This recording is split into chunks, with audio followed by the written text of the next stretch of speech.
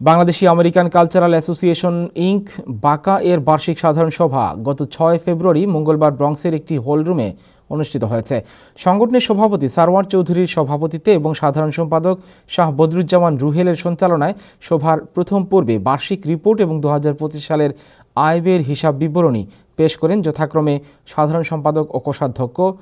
আলোচনায় অংশ নেন আব্দুল হাশিম হাসনু, আহবাব চৌধুরী খোকন, সৈয়দ ইলিয়াস খসরু, মাকসুদ আহমেদ, মোহাম্মদ লিয়াকত আলী, শাহ ইকবাল রাজু, শাহ কামাল উদ্দিন, রায়হান জামান রানা, আলিমুল ইসলাম বান্টি, সোহেল আহমেদ, নজমুল ইসলাম, এমডি আলাউদ্দিন, আহমেদ ফয়সাল চৌধুরী, মমিত তামিম, দুলাল রহমান এবং মোহাম্মদ আবদুল্লাহ বাবুল। সভায় 2026 সালের কর্মকাণ্ড পরিচালনায় 3টি শক্তিশালী উপকমিটি গঠন করা হয়।